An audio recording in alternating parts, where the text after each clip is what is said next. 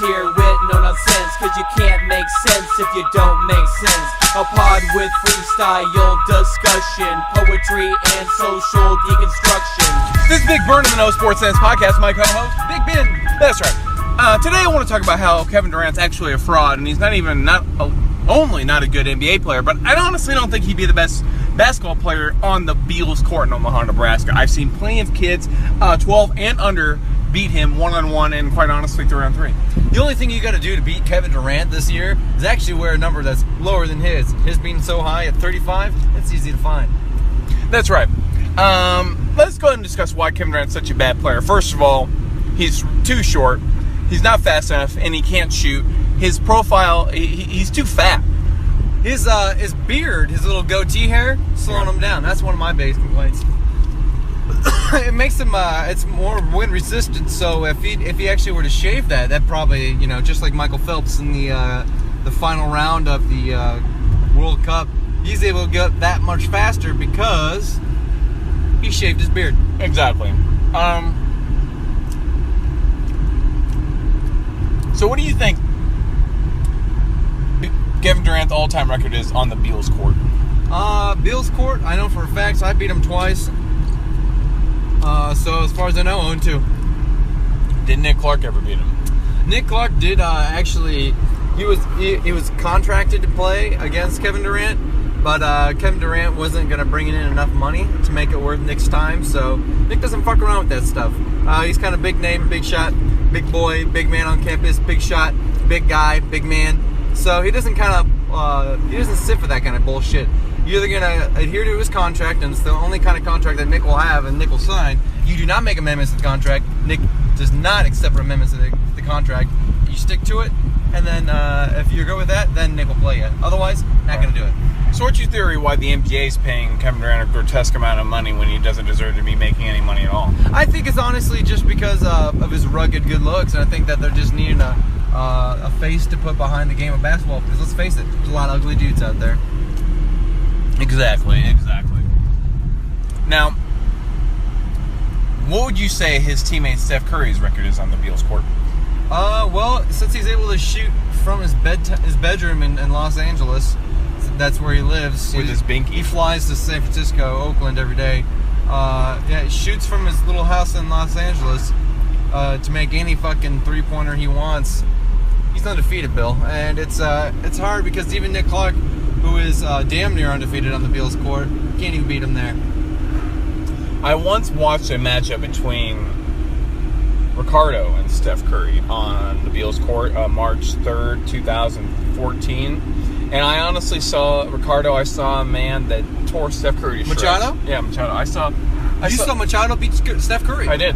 And honestly, I don't know why he wasn't drafted after that. I think it's just, cover up by the liberal media to try to give athletes a platform that they don't deserve, because honestly, Steph Curry's dad played in the NBA. Yeah, right. And so they just want that genetic line to pass down. Now, his dad deserved it, but Steph did not. I honestly think Steph Curry's dad was better. And it's just these legacy, just kind of like Donald Trump's a legacy kid. I think it's the same thing with Steph. Yeah, I guess so. I really didn't realize that, they just didn't want to tarnish his... they didn't want to tarnish the family brand. But what about brand. this Machado? This guy should be in the league, right? Yeah, he should be in the league. He was discriminated by the NRA because the NRA has an agenda to keep, Machado's down. And I don't know what their agenda is or where it came from, but honestly, I might have to filibuster the Senate in order to get this approved and get him to sign to a 5-year, $200 million max. It honestly sounds like he must have opened up a house on poor interest rates and invited most of the southern half of Uganda to come on over to his house, because honestly, there's no reason that he shouldn't be in the NBA as far as I'm concerned. Yeah, and that has, those poor interest rates also have to do with the Peloponnese harbor. There are too many people there that are playing basketball that also don't know enough about their finances. They can't have a good balance between the two.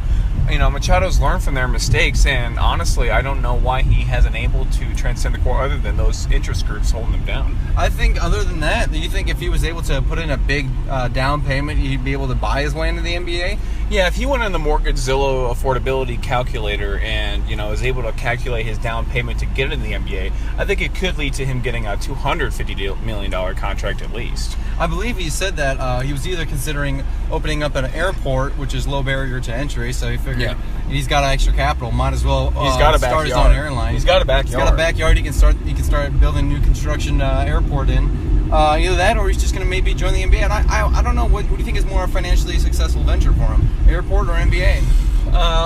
Quite honestly, it depends on if he can have those black squirrels behind him, Bill. And by black squirrels, I mean it's a euphemism for the black youth supporting him. Because he has a talent, but does he have the fan base? The fan base behind him in the NBA, or at the airline.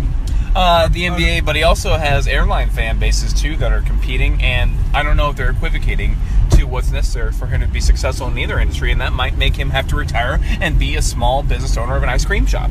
Yeah, that is one option. That's always someone's default, and I've talked to him on a personal level where he says the ice cream shop is one that he's always got to fall back on, but you know what? It's not the one he wants to go down. Well, here's to hopes of him being in the 2017 NBA draft, going drafted over Markelle Fultz and LeVar Ball and Lonzo Ball. I believe if he's got the ball, he's going to be the one who's going to be able to take. He's going to probably be the only factor that any team needs to take down Stephen Curry and these unstoppable Warriors. Because let's face it, right now, does anybody have the girth to do it? There's one secret out there, and I just can't believe that these filibustering interest rates would really be the barrier to entry here for our man Machado, who is the only one in the known universe that can even stop. Not even Nick Clark on Beals that hasn't been able to stop Curry. So we know from the little Beals experiment that Machado could do so. Yeah, but if Nick Clark went underneath the tutelage of Machado, and then they try to team up together against Steph Curry and Kevin Durant, do you think that could be a combo? Like a Jordan Pippen? Who'd be Jordan? Who'd be Pippen? Well, I'd say Machado's definitely the Jordan. Well, the Michael and the Machado does sound good. His nickname could be Mike Chado. Right, exactly. Instead of my Chado, instead of Machado, my Chado, Mike Chado. Some people are worried, that the Warriors are going to win the next 10 championships. And, that is a worry. But things can change in a hurry. And I think if Machado's allowed in the NBA and he doesn't go after the airplanes and Nick Clark goes underneath the tutelage of him, they could take them down. Do you think they'd be able to take them down just a two-man wrecking crew without the help of an entire 10-man extra team? 2-on-5, because Beals court will allow you to be able to compete. Yeah, you'd have a lot more open court. Exactly. Not having to take up all that space with all those bodies. Now leave us with a poem, Bill. It's 1988, and a mother's giving birth.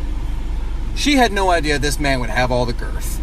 He was the man that was bound to do what he's bound to do. His name is Rick Ricardo. He's gonna be out there shooting balls, going through the nets. And he's gonna be out there showing y'all motherfucking girls how many panties he can get wet. He's going to be making millions in his first year. He's going to make your mama shed her only tear of the year. Because this dude's the baddest dude around. And if you're not fucking watching him, you must be living underground. We're talking about Ricardo. We're talking about Machado. We're talking about the future of this goddamn league. If you don't want to listen to this guy pour it down your throat, then you could suck on my daddy's little dick.